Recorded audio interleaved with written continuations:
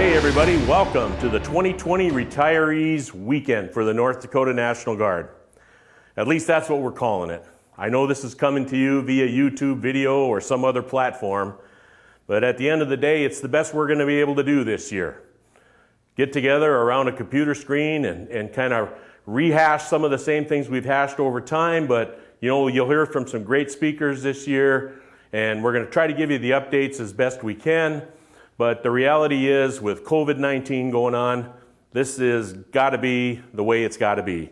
And so we're coming to you over the computer screen, or however you will get to see this thing. And we're happy to do that. I don't know how many years exactly the Retirees Reunion has been happening. You know, it's been at Camp Grafton for almost ever. And it's just always been so great to step back into Camp Grafton, you know, and reminisce about the old military times. But most importantly, it was seeing all of the Guard family, the members that have retired before you or after you, and just getting close to people that all had common vision and goals and mission as a member of the North Dakota National Guard, now retired.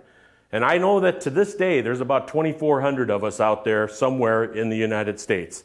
That's a lot of North Dakota National Guard retirees.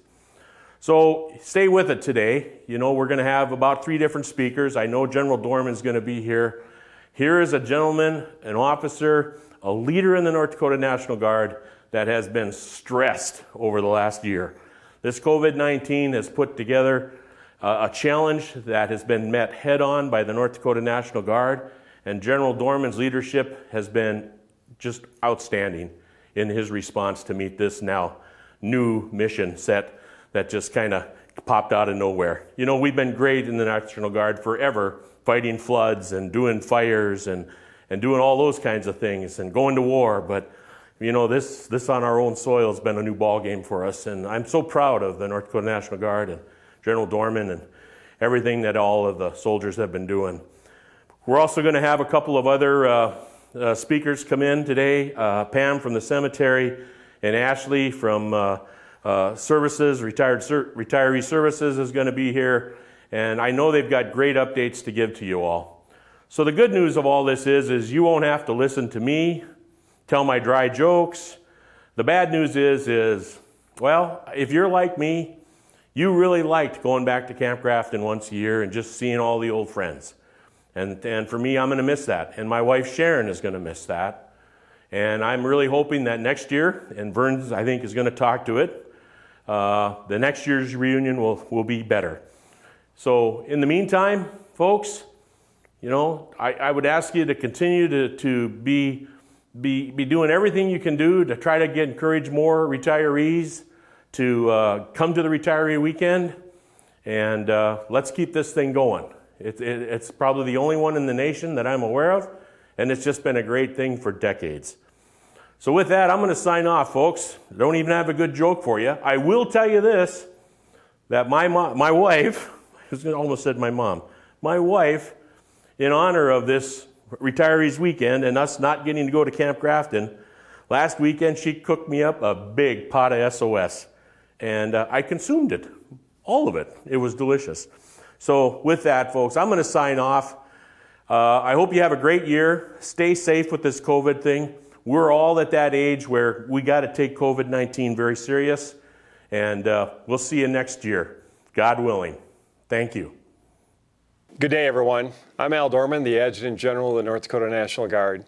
Today, I'll update you on what's going on in the National Guard and talk about our incredible soldiers and airmen, highlighting in their own words why they serve. Before I get to the heart of my presentation, I want to express gratitude to a few groups of veterans. First, to our World War II veterans.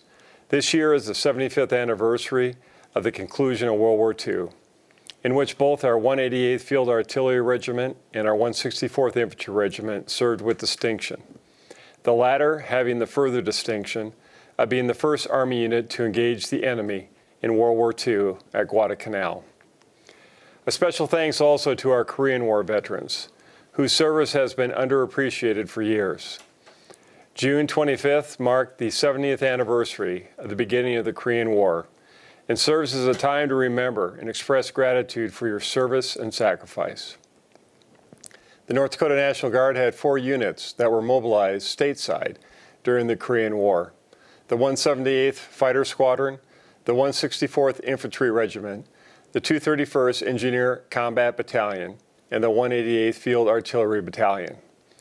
Although units did not deploy overseas, the North Dakota National Guard had numerous individuals who filled other units and served in combat in Korea, including Medal of Honor recipient Master Sergeant Woodrow Wilson Keeble, a proud member of the 164th Infantry Regiment. Finally, January 16, 2021 marks the 30th anniversary of Desert Storm.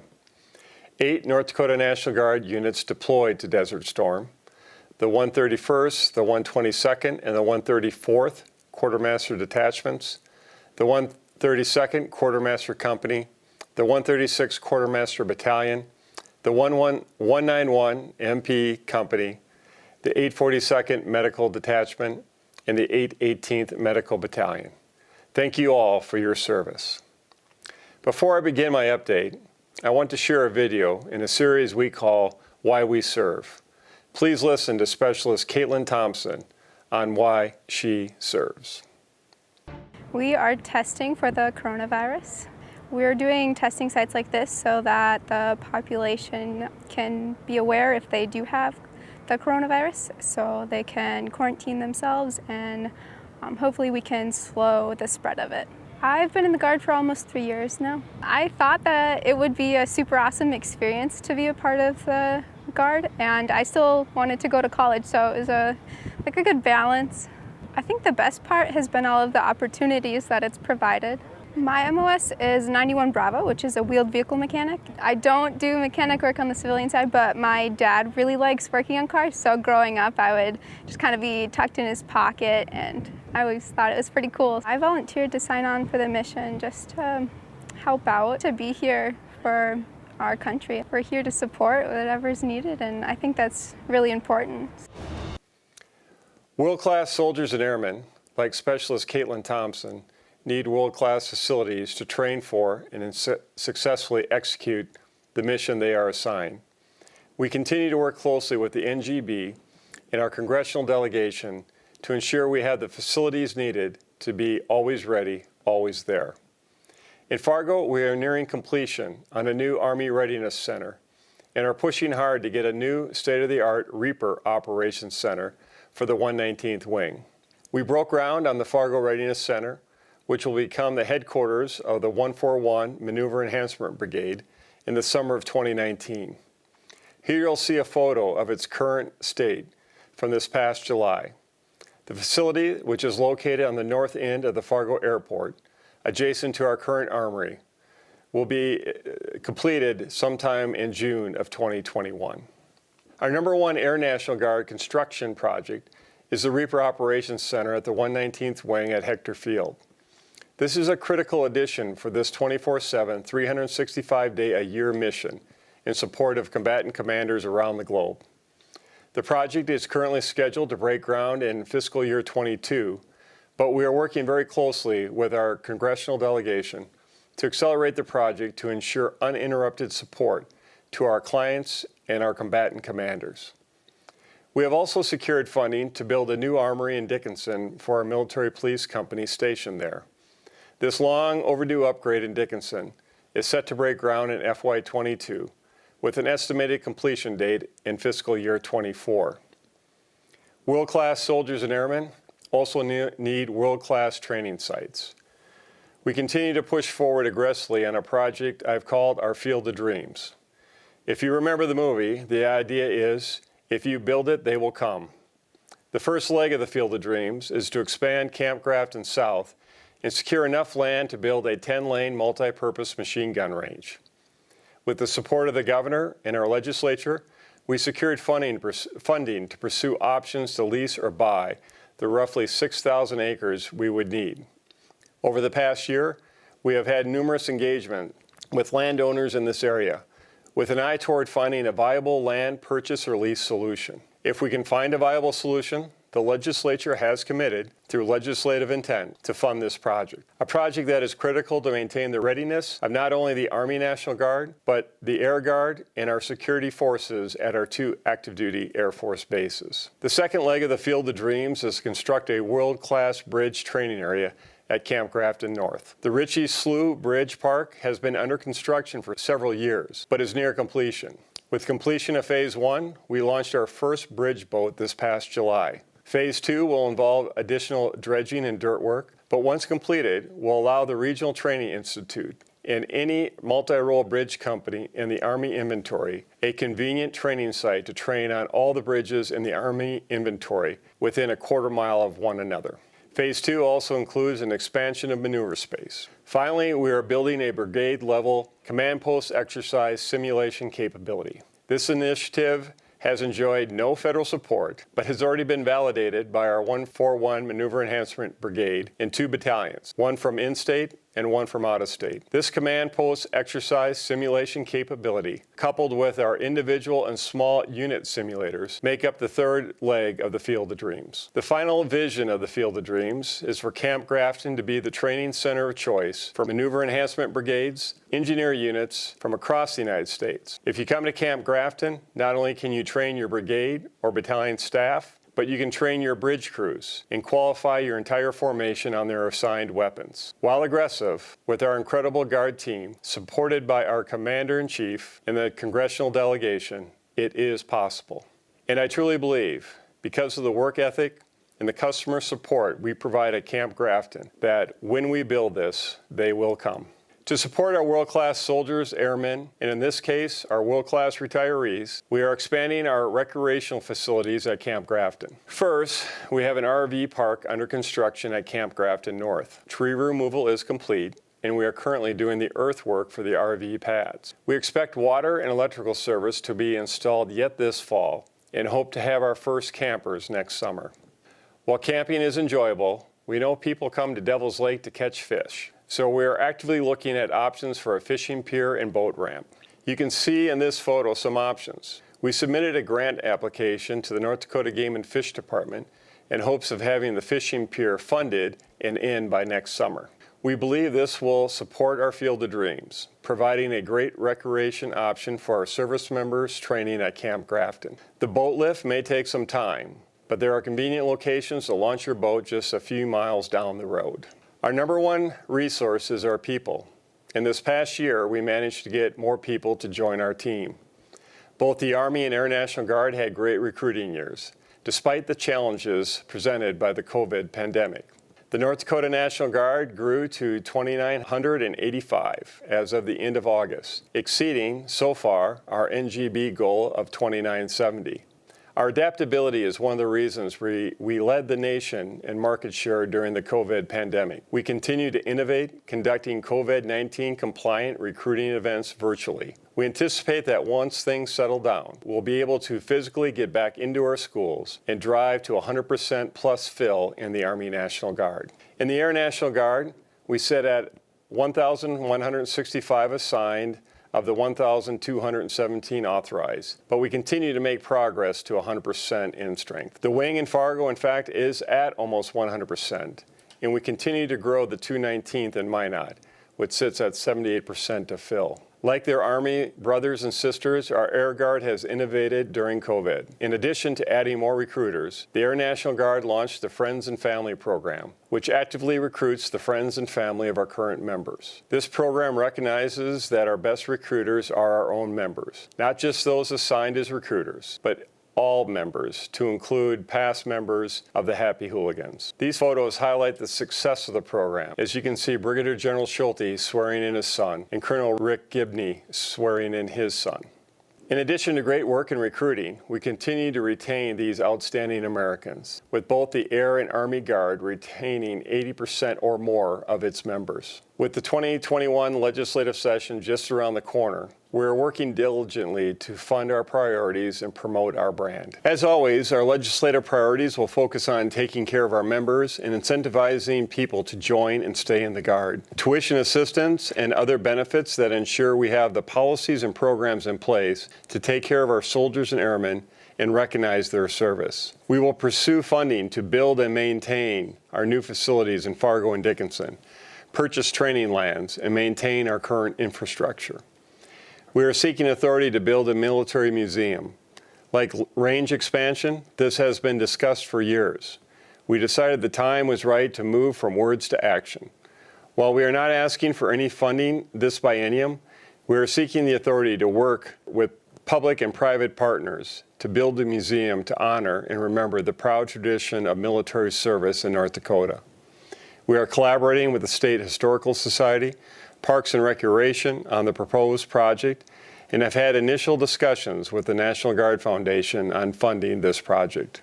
We remain part of the operational force of the Army and Air Force and continue to deploy overseas and within the continental United States. Additionally, we're as busy as ever in support of civil authorities for operations within the state of North Dakota.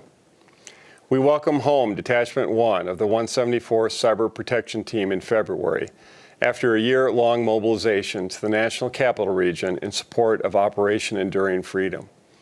These 5 soldiers help support defensive cyber operations to protect the nation's cyber infrastructure and address emerging cyber threats.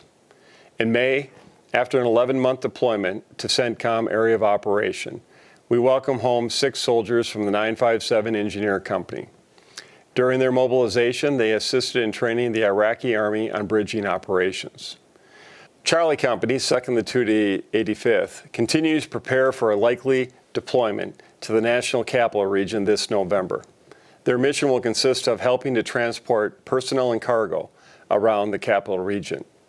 On the air side, we have 5 airmen currently mobilized overseas in the CENTCOM Area of Operation, and a few others supporting Operation Inherent Resolve. Future mobilizations the Air National Guard is tracking will consist of approximately 95 airmen mobilized in support of Central Command, Africa Command, and other areas supporting Operation Inherent Resolve.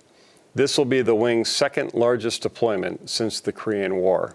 And we cannot forget our Reaper teams operating around the globe from their base in Fargo, North Dakota, supporting combatant commanders every day. At home, the North Dakota National Guard has engaged in the COVID-19 fight since March. By the end of August, we marked 173 days on mission for our soldiers and airmen, equating to over 41,000 person days of support to civil authorities. When we break down the personnel days, our support to the COVID fight trails only the floods of 2009 and 2011. We average about 340 soldiers and airmen on duty every day.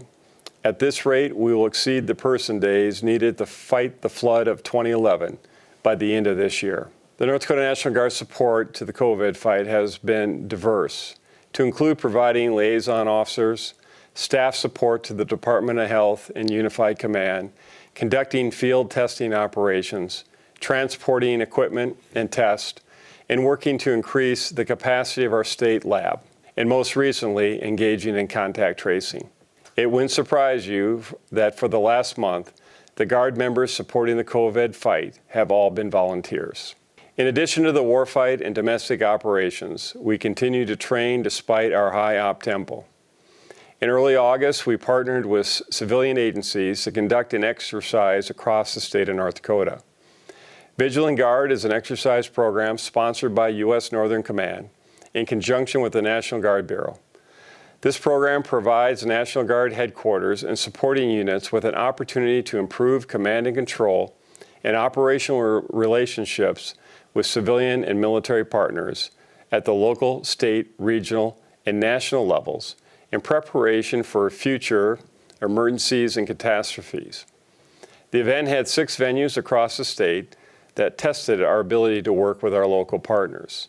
Operations like providing assessment and awareness using our MQ-9s over Camp Grafton, supporting local law enforcement for search and rescue operations, using our chemical, biological, radiological, nuclear, and high-yield explosives expertise to assist in an event, water rescue at Crown Butte, and cyber intrusion exercise that teamed us with both our civilian partners and partners outside of government. We also exercised the concept of a dual status commander, where a Guard officer would have command of both Title 10 active duty and Title 32 National Guard forces. I'm so proud that our team was able to conduct this exercise. We were the only state in the nation that did not cancel a national exercise because of the pandemic. We are adaptable and do multiple things at the same time. I think Captain Justin Johnson, commander of the 957 Engineer Company, said it best when he talked about the value of these exercises and the relationships that we build with our civilian partners. Please watch the video. What we did today was an exercise where there was a simulated 911 call, and the Sheriff's Department then realized that this may exceed their capabilities to respond to that incident. They called the National Guard and said, hey, can you have your water search and rescue package assist us? It's really vital to maintain those relationships and build those relationships with the local forces or the local agencies that we would work with in the event of a disaster like this. The Guard says live here, serve here, and we want to build these partnerships before an event like this happens. There were 2 possible missing persons in the dam here, and we dropped our boats, searched an area, found the first. Law enforcement's drone picked up the second, so we went over to the drone, found the second underwaterways, recovered it onto the boat, drove it back to shore, and pulled them out of the boat. I enjoy doing this because I signed up to help out in the community, and getting a chance like this to help out local law enforcement just helps us be more involved with the local community. Their job matters in the Guard, and something like this really gets people out and doing what they signed up to do. Our soldiers in this unit, they have so many different skills that they can bring to a situation. It's not just a 1 weekend a month where we show up and we build a bridge. There's a lot more that goes into being in the Guard, and I want them to really value that relationship that they have to their state. The Guard is always ready, always there. That's not just a saying to us. Our soldiers really take to heart that they serve their community. Thank you for taking the time to watch my presentation today. But we want to stay connected with you every day. The slide before you highlights some of the ways we try to stay connected with our retirees. I do want to highlight the new eGuardian. This will replace the Guardian that was formerly mailed out. Moving forward, the eGuardian will come out in place of the tagline on a quarterly basis. As always, we will send out the tagline every Friday by Facebook, posted to our National Guard website and to the Retiree tab on the National Guard website, and we also send it out by email. If you're not receiving the tagline, please update your address with the Retirees Advisory Board. I want to share one more video, this one from Senior Airman Kayla Dahlquist, sharing why she serves. I'm Senior Airman Kayla Dahlquist. When I was 18, I had no intention of joining the military. I knew that I was going to college and get a degree. I saw my classmates join after high school, and I thought it would be cool, but never thought I'd be one to make it through basic. Fast forward a couple years to when I was 21. I had recently just been rejected from the nursing program and was questioning my whole career path. One day I thought maybe I should join the military. I knew I wanted to serve in the North Dakota Air National Guard so I could stay in North Dakota, close to my family, and still be able to attend school at UND. The Guard has given me so many opportunities that I could have never thought of. Last year I was able to be part of the SPP exercise in Accra, Ghana. It was an amazing experience to work and learn from the Ghanaians. When I got the call from my chief, they needed people to test for COVID, I jumped on the opportunity. I wasn't 100% sure what I was getting myself into at the beginning, but I was able to help the community. I've always loved helping people. My heart was humbled by how many members of the community would say thank you for your service and that they were grateful that we were doing this for them. It was awesome to be able to serve this amazing community and state which I get to call home. We're all in this together. I will close with gratitude for the continued support of you, our retirees. We have the finest soldiers and airmen and retirees in the nation. It is an honor to serve with you. Thank you. Hi, I'm Ashley Timian, Retirement Service Officer for the North Dakota Army National Guard, along with Mr. Tom Rader. We are here today to brief the Retirement Appreciation Days virtually. We'll go over our new webpage as well as the 2021 changes and friendly reminders for 2020 retirees. Retirement Brief 2020 for Virtual Retirement Appreciation Days. Our mission to provide soldiers, retirees, and family members information on retirement programs, benefits, and entitlements. So we're going to begin with our North Dakota National Guard public webpage. As you can see below, here is the link, www.ndguard.nd.gov. Also, if you just Google ND Guard, the first webpage that comes up will be our public website. Next, you can click on the North Dakota National Guard Retired and Veterans tab, and that will take you to our virtual tour done by John and Brett. Hi, I'm Sergeant First Class Brett Miller. And I'm Mr. Jonathan Haugen. And we're your public website web team. Let's take a tour of the website to find the retiree page. All right, so what you're seeing right now is the main North Dakota National Guard public website. So let's go ahead and navigate right to the retiree page. It's right at the top. On the retiree page is finding all the information that your retiree advisory board has told us is important. So we designed this site with simplicity in mind, and first and foremost, we wanted to make sure that any important announcements that come up will be the first thing that you see on the site. The next thing that's the most important part for you as a retiree is the request forms and your retiree forms. As you approach age 60, you can find both your Army and Air Service request forms and retiree request forms. And directly under that, we have your retiree advisory boards. And underneath that, we have your bulletin board. The bulletin board has very important information. It has the year in review for the year, it has the weekly tagline, and it will also have upcoming events. And directly underneath the bulletin board are going to be any type of news events that are coming up. So this will be updated as things come out. And in fact, as you're viewing this site, which you won't see it on this site, but the retiree video that you're watching, you probably found right below this. This is the end of the basic tour of the website. So if there's any other information that you need, please let the Retiree Advisory Board know, and they'll let us know that information, and we'll make those changes to the website. Back to you, Ashley. So let's begin next with our 2021 changes to TRICARE Select this year. This is going to affect the age groups of 60 to 65, also known as Group A, those who enlisted prior to January 1, 2018. So let's begin.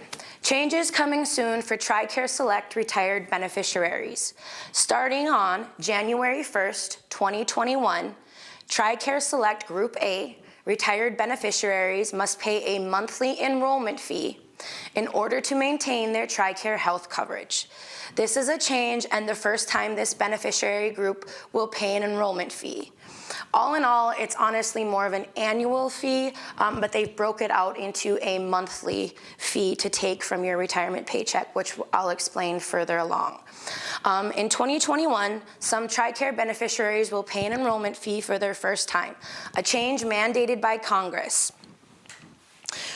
We're communicating this well before the change is implemented so beneficiaries can be informed about the change as well as their TRICARE plan and cost options. Please note that I took all this information directly off the TRICARE webpage that was just published September 1st of 2020. So again, what is happening? We are now having an annual premium or a monthly premium for those in TRICARE Select, just the same as it is for those that choose TRICARE Prime that live within the mileage requirements of a military treatment facility for that plan. So Group A is the one that is affected in this situation. If this applies to you, what do you need to do to take action? You need to set up a monthly allotment through your Department of Defense Pay Center. So for us as retirees, that would be DFAS, where your monthly payments will start on 1 January of 2021. You must do this prior to 1 January 2021 if you are on TRICARE Select or you will be dropped. For sponsors who don't receive funds through Department of Defense, so what they're saying by that your VA check that you possibly get completely offsets what you make from the Department of Defense or the DFAS agency that pays you, you will be able to set it up on a debit card or an automatic bank withdrawal. If you have issues with this, our regional contractor will be able to help. You'll also be able to call TRICARE West for help with this as well. What are the 2021 enrollment fees for TRICARE Select Group A retirees? So for an individual, it will be $12.50 a month deducted from your retirement check. If it's a family plan, meaning you and your spouse and other dependents, it will be $25 a month. So for an individual, that equals $150 for the year, and for the family, that equals $300 for the year. How can I stay informed and prepared for this change? Because this is a big one.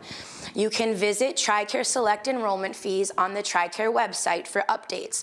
You can also sign up for email alerts there, which I highly recommend, and I've done for myself. So every couple days you'll get a TRICARE update, maybe something that's going on with COVID, again, these big changes like this with the enrollment fee, just all the new up and coming things and things to help you utilize your TRICARE to the best of its ability.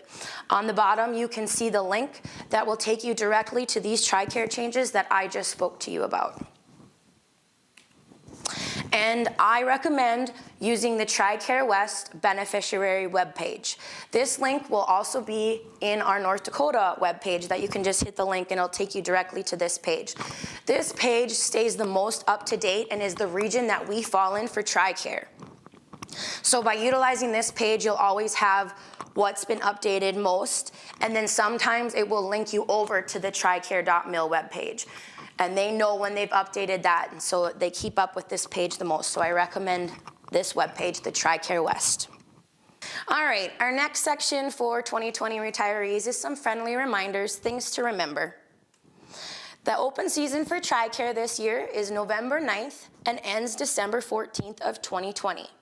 During this open season, you could change your TRICARE Select to TRICARE Prime if you choose to do so. You can do nothing and stay in the current plan that you're in, as long as if you're in Select, you've signed up to make sure that you're paying come January 1st of 2021. You could also change your dental and vision at this time. Those are all the options that you can do during this TRICARE open season, November 9th to December 14th of 2020 this year. Again, as I had spoke prior, you can make dental and vision changes, or maybe you didn't sign up for dental and vision and now you want to. The other thing too is maybe you didn't sign up for TRICARE because you were still working. Again, this is the time that you can do that. So you'll have that FedVIP option still for dental and vision. That's on the benefits website that you can see below. It's 8 agencies, I believe, still for dental and 3 or 4 for vision. The only other time that you're able to make changes for this is during a qualifying life event. So making changes outside that open season is a qualifying life event, also known as a QLE.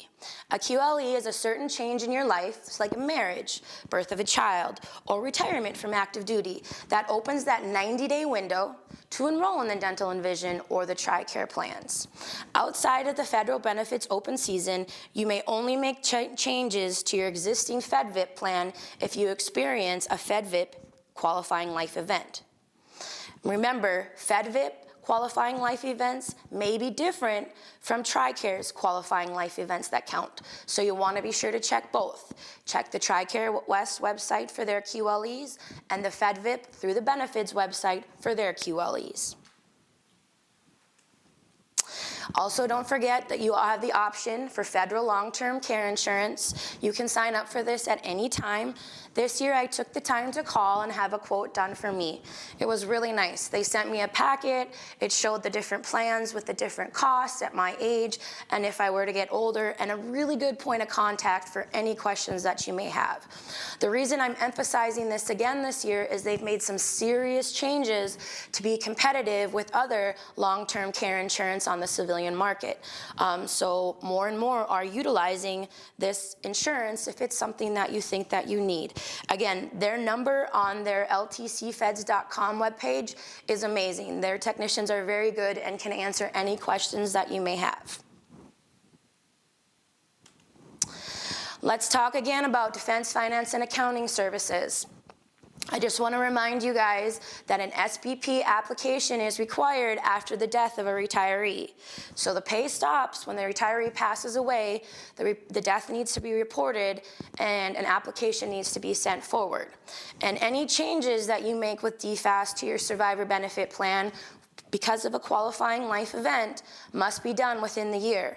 And there's a different process for every single change, so remember and be sure to be aware of that and research the web page depending on your life situation.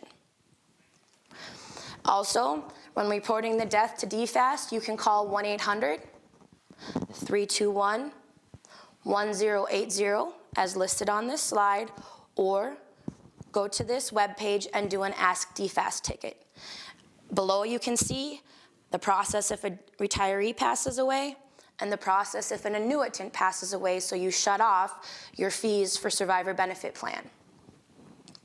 This process will also be found on that web page step for step.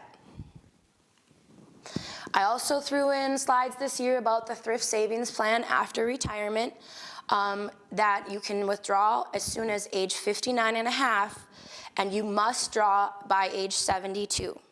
And there are two options that you can do: a single lump sum payment, series of monthly, quarterly, or annual payments, or an annuity, or you can leave the money in the TSP or transfer the money to an IRA or an employer's plan.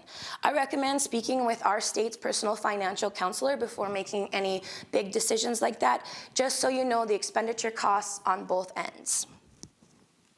The next slide is an explanation in detail to the previous slide on TSP. I am now going to give you a moment to read through that to clearly explain what was said.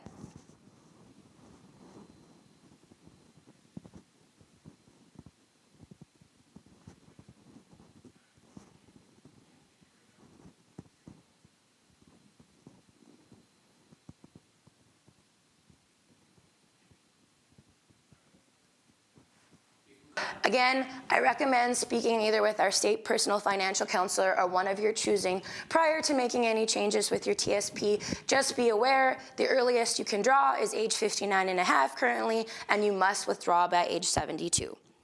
My pay account, I'm gonna hit this again this year. If you don't have one already, I highly recommend that you still create one. Any address changes, 1099-R requests for your taxes, account changes, beneficiary changes for your last paycheck, allotment changes, which now is becoming important with this 2021 change with TRICARE, retirement account statements, you're able to see them there. This is the fastest way to make changes and will save you hours of call time on the phone with DFAS. It's really, really easy to do things this way, and it's an automatic change. So again, if you do not have a MyPay account already, that's okay. You can still go to the mypay.dfas.mil website and create one. The Army Echo, I talk about this every year as well. This is that magazine that you get quarterly. I put this after the MyPay slide because, again, if you make an address change, that's where this magazine gets that address change from. So if you're not receiving your Echo, it's because DFAS has the wrong address. All these changes that we have coming up, we've noticed them every year so far for the last few years, will always be in this Echo, and any resource that you can possibly need, as you will all know, are on the last page of this magazine. And again, here are some more helpful links if you just want to keep up with information, or you want to research more, or you decide that you're going to use Space A or Armed Forces Vacation Club, or maybe you need an emergency relief grant. These web pages will help you with that information as well. I always stress Soldier for Life. That one stays very well updated. It's very easy to use, as well as our state's now web page will also stay updated with those things as well. Some of these web pages may go into more detail dependent on your situation. So they're always here for you and there to help. All right, next is the contact information for the RSOs for the state, myself, Ms. Timian, and also Mr. Thomas Rader. Our phone numbers and emails are both there. We prefer email if possible. DFAS for after your 60th birthday, and HRC for those before their 60th birthday.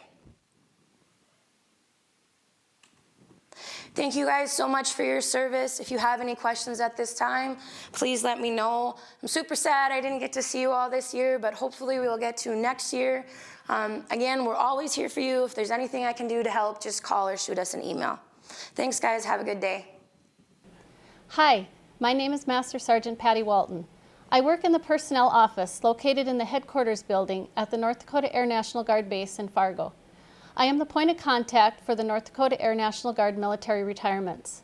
I'm happy to assist any of our retirees with questions about benefits and entitlements, and for the Air National Guard gray area retirees, those that are not receiving pay yet, the process of applying for retired pay. I am going to focus on the process of applying for retired pay, as it has changed in the last year. Also, I will talk about some resources for Air National Guard retirees. All of the information I'm going to discuss can be found on the North Dakota National Guard public webpage, www.ndguard.nd.gov, or type ND Guard in your search engine. After clicking on the North Dakota National Guard Retirees Veterans tab at the top of the page, you can find the sections for the Air retirees, which I've circled in red. Much of what Ms. Timian briefed you was joint information. She thoroughly covered the topics of TRICARE changes beginning 1 January 2021, FEDVIP, DFAS, and TSP in her presentation. I just want to emphasize that these processes are the same for all the services, and these website resources can be found on the North Dakota National Guard public webpage. The next section will apply to Air National Guard retirees approaching age 60 or their reduced retired pay age, which means they performed qualifying service after January 29th of 2008. If you have any questions about the reduced retired pay age and if you qualify, please contact our office. Now I'm going to discuss the process of applying for your retired pay. Headquarters Air Reserve Personnel Center, ARPC, has transitioned to a new online retirement application for members awaiting pay at age 60 or their reduced retired pay age date. In order to apply for retired pay online, you must establish a MyPERS account if you don't have one yet. Step-by-step directions for establishing a MyPERS account, then applying for retired pay with screenshots are in the Air Retiree Forms section, Gray Area Retirement Information on the public webpage, or please contact our office or ARPC to assist you. There are advantages to applying online, and it is a preferred method for applying for retired pay, such as tracking and checking status without having to call. However, you do still have the option of mailing in your application. The address is on the ARPC Retirement's website, which will be provided on a later slide. The first thing to do to establish your MyPERS account or to log in with a username and password is to enter the URL https://mypers.af.mil. Step 1 of the retirement roadmap is to apply for retirement. Recommend you apply 4 months prior to your 60th birthday or reduced retired pay age, but not earlier. Attach the most recent version of the DD Form 2656. Step 2. Retirement order is produced by Headquarters ARPC and is sent to member via MyPERS. Step 3. With the retirement order, you are now able to visit your nearest rapid station to obtain your blue ID card. Step 4. DFAS receives your retirement order from ARPC and establishes your retired pay. Review your MyPERS ticket for the DFAS confirmation number, which you can use to confirm receipt and status with DFAS. Step 5. Approximately 30 to 45 days after receiving retirement order, DFAS establishes retirement pay annuity. Just a note, it can take longer. Here is what the MyPERS retiree enlisted page looks like. Under the retiree tab, you can also select retiree officer. There are links to direct you to various websites for more information. When applying for retired pay, you select Access the VPC dashboard, then Retirement Application. Again, step-by-step directions are located on the North Dakota National Guard public webpage, or you can contact our office for assistance. You will need to have your completed DD Form 2656 data for payment of retired personnel saved on your computer to upload to the application. You can also establish a MyPERS account after you are already receiving retired pay. Think of MyPERS as a one-stop shop for all personnel matters. You can search topics you are interested in at the top of the page. Here are some helpful links and contact information. The Air Reserve Personnel Center Retirement. They will help you before you are receiving retired pay.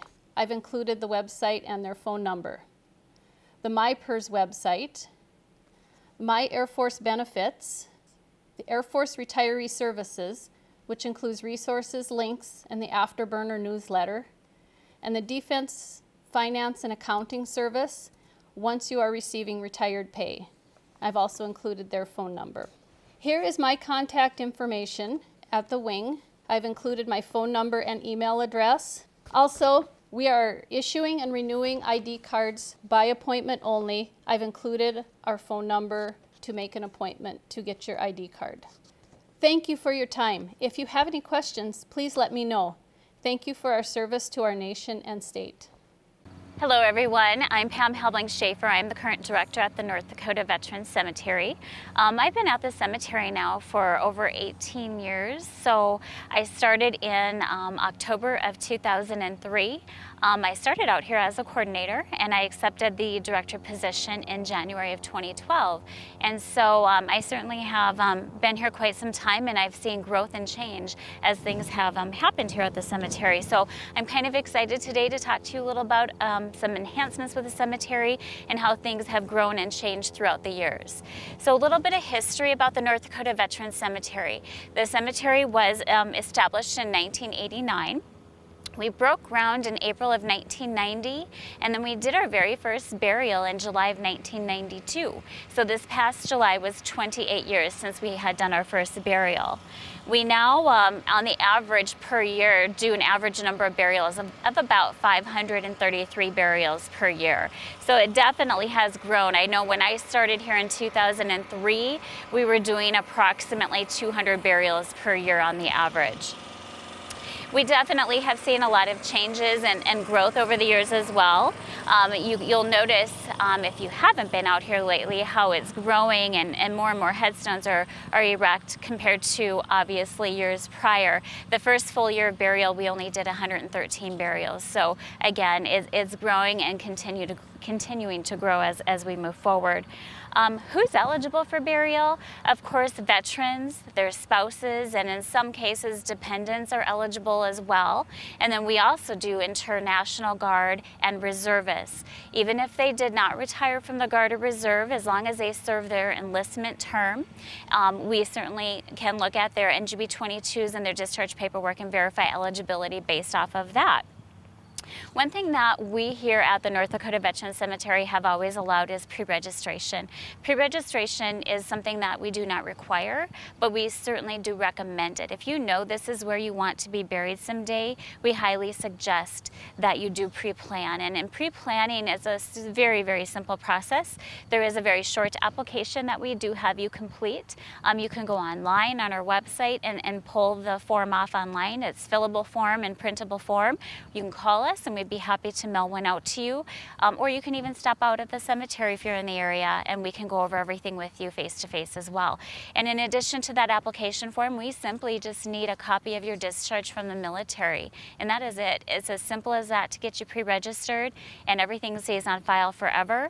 So there's no worries when the time comes for you or your spouse. Everything is here. It's one less hassle and one less worry for the family. So we schedule burials on the hour, every hour. We do them Monday through Friday, 9 a.m. to 3 p.m. Central Standard Time, so we can do up to 7 burials per day. I actually am available and on call 24 hours a day, 7 days a week. So I do accept phone calls evenings and weekends to schedule burials and also to discuss urgent matters with families as they need me. We also do allow committal prayers out here. As a cemetery, we never allow full services. So the families are allowed to come out and do a 5 to 10 minute committal prayer. If it is a veteran, the veteran is also entitled to that military funeral honors. And the military funeral honors consists of a 21 gun salute, the playing of the taps, and then a flag folding ceremony and presentation. And then once that concludes, we do walk the family to the gravesite if it's a cremation burial, where the family can actually carry the urn to the gravesite and place it into the gravesite if they wish. If it's a full body burial, we don't allow anyone around the gravesite during the burial process for safety reasons, but the family can watch from a safe distance. Usually the Flag Plaza area is a safe place and a very key local area for families to watch a burial take place from that point. We do actually have a new policy on spousal burial fees. So over the years, there has been a spousal and dependent burial fee that has applied to the families. That has been changed. So effective March 1 of this year, March 1, 2020, Senate Bill 2195 was passed. And that bill basically now the state of North Dakota pays that burial fee. So it's no longer a worry or a hindrance for the families. And so for a veteran and their spouse to be buried here, there is no longer a fee. The burial plot, and the headstone is all free of charge for the veteran and their spouse, and of course, again, in some cases, eligible dependents. What are our guidelines? Basically, our guidelines are this. We need to determine eligibility, and that's why it's important to either know where your discharge is or pre-plan with us, and that way it's here and that portion of everything is complete. And then you just work through a funeral home. Everything is scheduled through a funeral home. They coordinate the military funeral honors, they coordinate the clergy, they do everything for you, so it's one less worry and concern that you as a family would have. We do accommodate both full body burial as well as cremation burial. For full body burial, we do require a vault, and the vault can be purchased through your local funeral home. And for cremation burial, as long as the cremains are in some sort of container, that is our only requirement. Some families will go as far as purchasing an urn vault and wanting to use that for extra protection for that urn, and that most certainly is fine, but we do not require it. But we always like to make sure families are fully aware that whatever you bring out here for burial, for cremation burial, is what goes directly into the ground. We actually just recently started a couple of new sections out here. We started for our full body burial, section O. When you enter the cemetery grounds, it'll be on your right-hand side. And that again is for full body burial. And then for cremation burial, we started section T, and that is going to be off as you enter the cemetery on the left-hand side, closer to the fence line and the highway. So there are definitely growth potential out here. We have 35 acres in total that we currently are using, but back in 2015 we purchased an additional 35 acres, so we do have 70 acres in total to utilize. With that being said, that will take us out hundreds and hundreds of years for space yet, so we certainly have no concern or worry at this point of running out of space for burials. One thing that we are looking at building, we're just waiting on final approval from the VA on everything, but we are looking at building a columbarium. And for those of you that aren't familiar with a columbarium, it is the above ground niches where cremains can go in. And you'll notice if you have been to the Fargo National Cemetery or pretty much any national cemetery, they do house the columbariums, and this will be our first one that we are excited to support. Now families will have an option if they choose cremation burial, if they wish to still continue with the underground cremation burial with the upright granite headstone, or they will be able to choose the columbarium option now as well. And again, that is something that we're looking forward to seeing in the near future. As for statistics, again, I indicated earlier, we are doing on the average 533 burials per year. I can tell you these past few months we've been extremely busy with burials, where we've done 75 to 80 burials per month, which is about double our number of average, so it certainly is a busy time for us. We normally see our most popular day for burial being Friday, and the least popular day being a Wednesday. Fridays and Mondays, though, lately I'm seeing us book out most all of them. So those certainly are the most popular, but it just depends on availability. And it depends, of course, on need for the family as to which day they book and which day they schedule with us. Right now, we have just over 9,500 burials out here. So again, for being open for just over 28 years, that is a big number for North Dakota. One item that has always been available to the public 24 hours a day, 7 days a week, is our kiosk lookup center.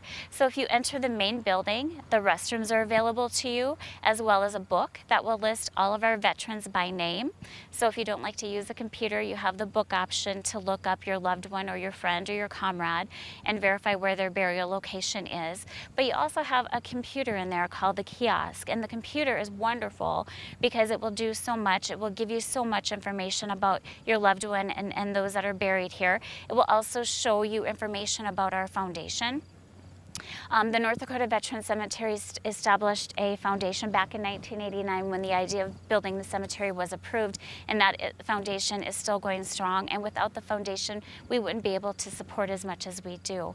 And so information about our foundation is held again on that kiosk where the families can push the correct link and they can read more about the foundation. But it is we are a nonprofit, so your gift is tax deductible, and 100% of the proceeds do go to perpetual care and maintenance of the cemetery. So we're very proud to still be able to say that. Not all organizations out there use that money solely for that purpose anymore. They pay board of directors, they pay rooms, they do certain things where with our foundation it is again solely used for perpetual care and maintenance of the cemetery. Our board of directors are 100% volunteers. But another option on this kiosk lookup center is to find anyone buried here. And a new feature that we just added that I'm very excited to show you and share with you today is a QR code reader. And so let's go take a look at it. So another new feature that our kiosk does offer is a QR reader. So you go to Gravesite Locator to find whom you're looking for, and we'll look up the late Benny Camp. You type in the first few letters of their last name, and then you search. And once you spot their information on the side, you select. The information is going to display up on the monitor, but if you have a QR reader on your phone, you simply scan the QR code, and it will transfer all the information onto your phone. Another great option that it does give you is if you want to go into view mapping, you just take your camera on your smart device and you scan that QR code, and it will connect you automatically to Google Maps, which will then be basically your live GPS in your hand, and it will walk you to the grave site within feet of whom you're looking for. The North Dakota Veteran Cemetery received an Excellence of Appearance Award back in 2013, and part of that award is, of course, because of all the beauty that the cemetery offers, the serene location, just the upkeep and the manner of how everything is conducted. And with that, it certainly isn't just the team of staff that we have here that make this happen. It's a team of volunteers that come out and they help us mow every Wednesday. And these guys, most of them have been here since inception in 1992, and they've been on board with us. They volunteer every Wednesday. They take away from their family time and from whatever it may be to come out and help beautify the cemetery by cutting the lawns for us. So let's show you a little segment of what happens when we're getting ready on a Wednesday morning for our volunteers to begin mowing. Nothing could get in the way with that this morning. The grass is intermittent. The sprinklers have been down about 2 weeks now with broken lines. Kind of go around. If you see some tall stuff, knock it down. If it's greener, knock it down. Yeah, I can remember when we first started, it was, say, we could sure use you out there. And the next thing you knew, you were out there. Yeah. We have 10 regulars, and then we have about a dozen subs that we can call in case somebody can't make it or something like that. Well, this is my 25th year, and I've enjoyed it, and it's all these guys are dedicated to their Wednesday mornings, and they're all veterans and have set up their Wednesdays to be out here, and they're doing it for their comrades that have moved on. Another volunteering opportunity here at the North Dakota Veteran Cemetery is our Memorial Day program.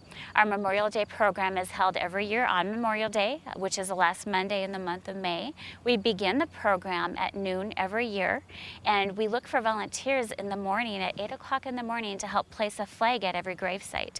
We certainly have over 7,000 grave sites out here right now where a flag needs to be placed, so volunteers are key and essential to make this happen. And we appreciate every one of you that do come out to help. And then at 8 o'clock that evening, we ask for volunteers to come back and help remove the flags. So there are great opportunities that day where you can give back to your comrades, give back to your country, and come out here and take in the beauty and help us place flags and remove flags that day. The second volunteer opportunity is Wreaths Across America. Wreaths Across America is a program that is actually conducted by the Bismarck Civil Air Patrol, and it is a program that that is held every second or third Saturday in the month of December nationwide. This year, Wreaths Across America will take place on Saturday, December 19th, and it will begin at 11 o'clock a.m. Central Standard Time. So if you're looking to volunteer and want to help place a wreath at the grave sites, feel free to come out and do so. Again, wreath placement will happen approximately 11:15.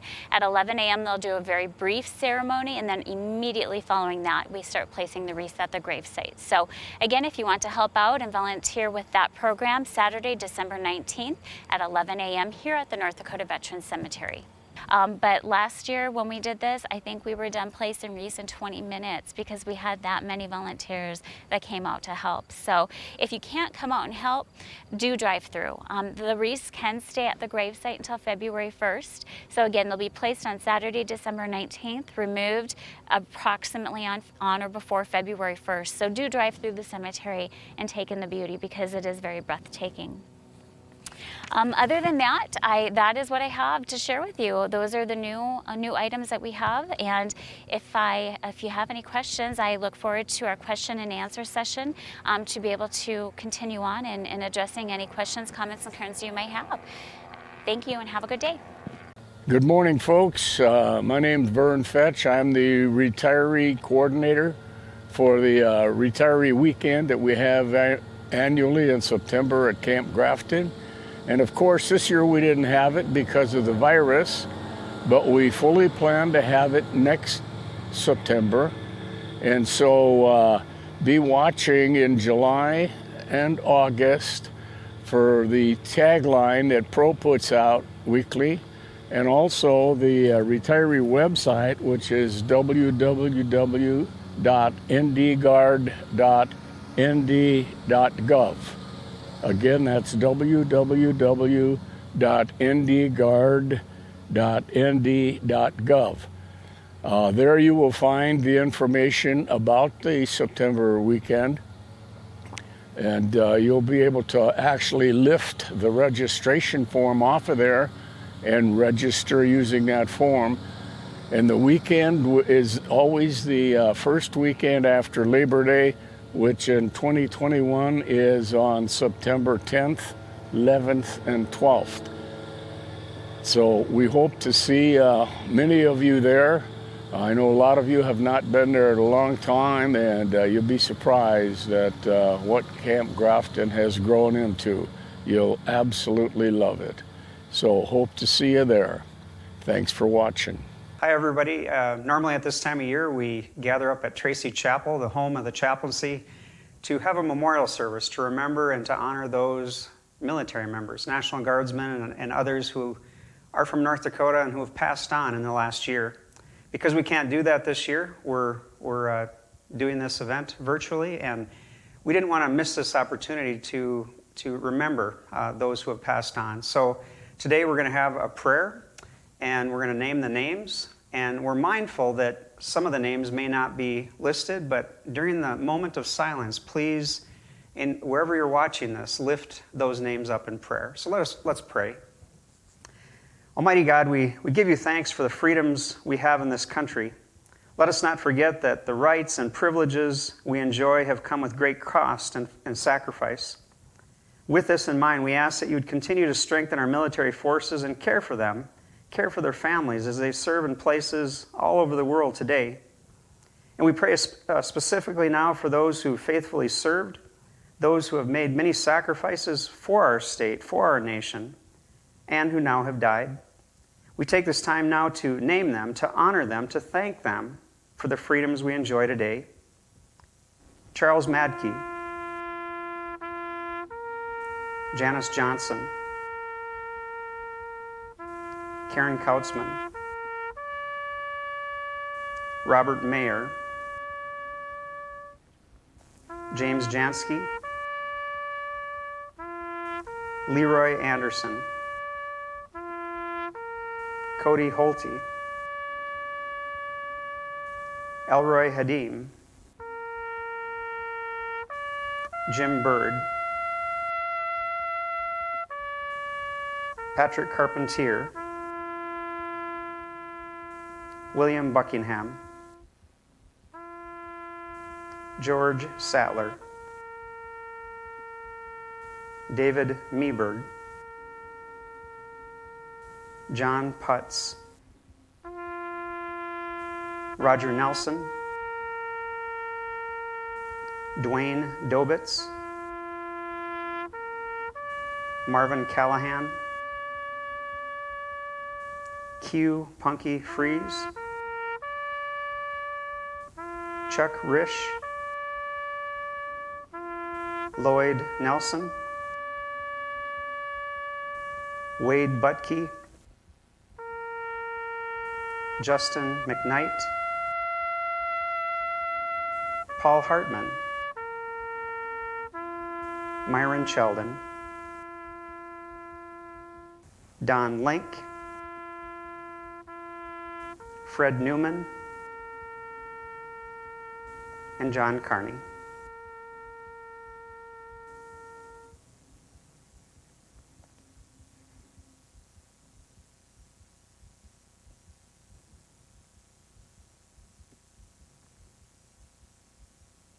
Lord, we thank you again for all those who we've named in these quiet moments and all that they've done in the cause of freedom. And we pray that the sacrifices that they and their family have made may never be forgotten. Finally, Lord, we pray that their service would inspire us in all that we do as we continue to serve this nation. Blessed be their memory. Amen.